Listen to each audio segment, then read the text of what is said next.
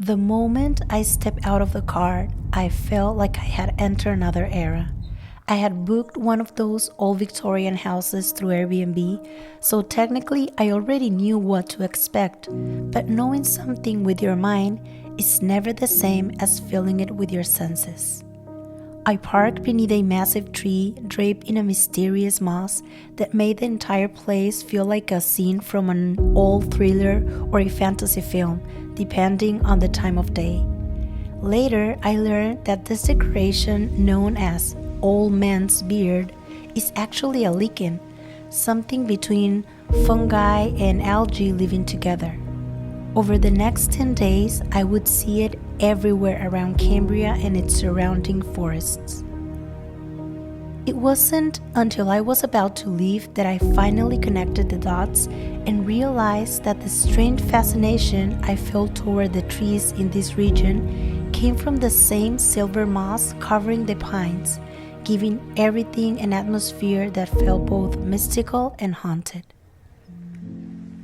The name Cambria itself carries ancient roots. It comes from an old word connected to Wales, a European country, and the Romans once referred to that region as Cambria, and centuries later, Welsh immigrants brought the name to this little town on the California coast.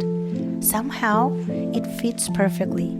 Cambria feels suspended outside of time, a place made of fog, forest, and ocean. Long before it became known for tourism, the town grew through mercury mining and maritime trade. Today, its historic center still preserves wooden buildings, Victorian homes, and an artistic spirit that feels untouched by the commercialization of other coastal towns. For decades, it became a refuge for writers, painters, musicians, and travelers searching for inspiration far from the noise of big cities like San Francisco or Los Angeles. But it is important to remember that before Cambria was Cambria, this land belonged to the Salinan and Chumash peoples, who lived here for centuries, using the coast for fishing, trade, and spiritual ceremonies. Even now, local stories still carry traces of the sacred connection to nature and the sea. Walking along Moonstone Beach, surrounded by polished stones and cold ocean air, or crossing through the Monterey pine forest, while the coastal fog slowly swallows everything around you, there is a kind of melancholy and mystery that forces you back into the present moment.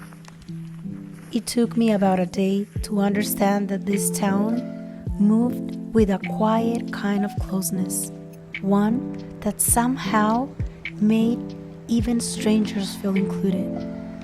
I would walk into a small gallery, and even if I left empty-handed, my soul felt fed by the stories the owners shared with me about how they ended up there and how this place became home after 30 years.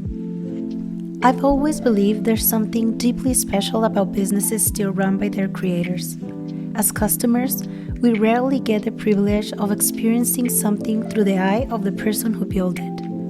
Knowing the mind and the heart behind a place somehow makes you appreciate it more deeply. In Cambria and the nearby towns, it's common to walk into a restaurant, quietly wonder about a certain decoration or detail, and suddenly have someone approach you to tell you the story behind it, answering questions you hadn't even asked out loud yet. Not because they're psychic, but because after being in the third generation running the same place, they know the look of a newcomer. They recognize curiosity when they see it. Walking the same streets over and over again eventually made me realize something I never expected. Aging no longer scared me.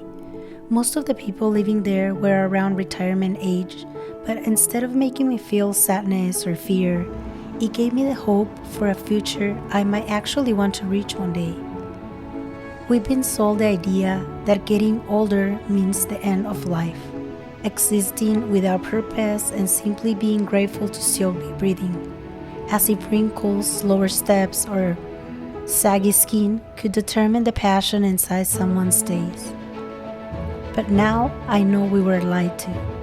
Life only truly ends when we stop wanting to live.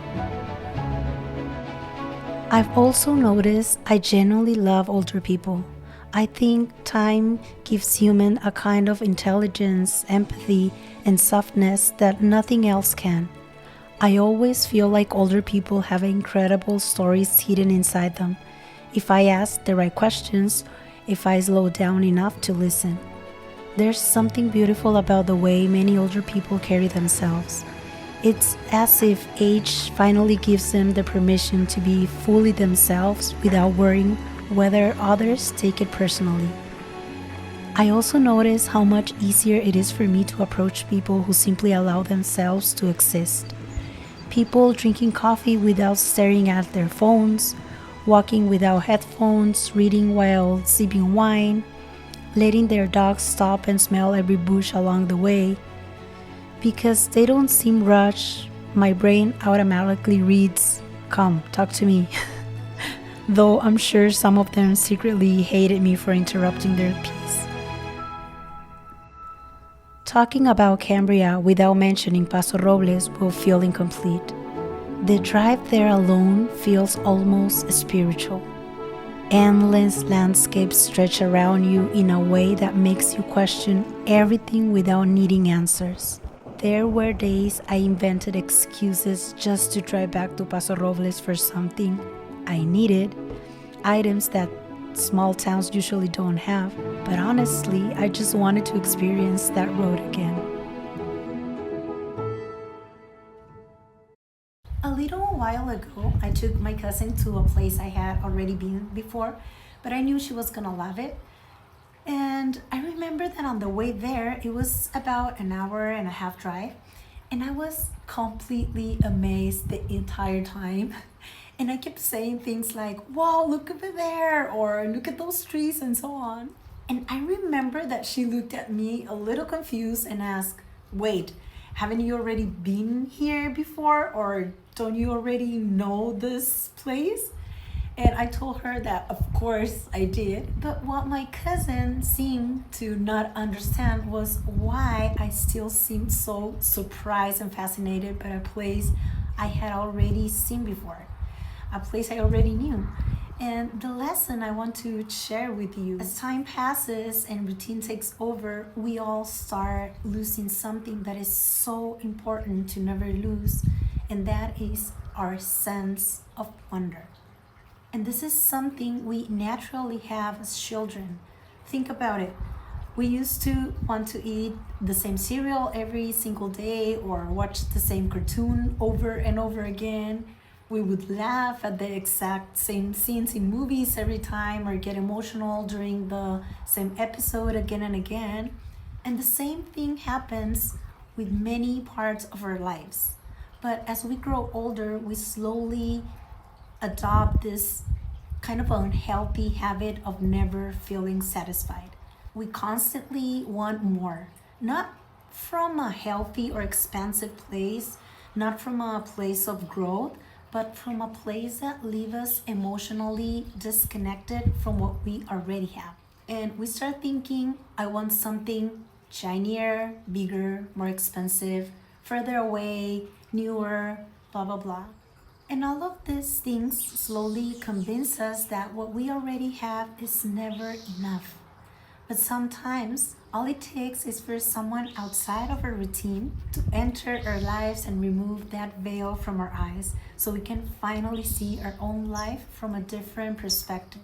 And this person could be a friend you haven't seen in a long time, or sometimes it's a family member. And suddenly they walk into your routine and say things like, "Oh, your house is beautiful," or "I love your hair," or "Your partner seems so kind," "Your mom has such a beautiful energy." And at first, it can almost feel strange, like, what is this person even talking about? But if we really stop and pay attention, we begin to realize that it's true. All of us are surrounded by extraordinary things that we simply normalize over time. That's why it's so important to pay attention to the road you always take from work back to home, or that little coffee you drink every morning, or it also could be those tiny conversations you have with your kids while getting them ready to go to school. Because inside all of those small moments, there is still magic.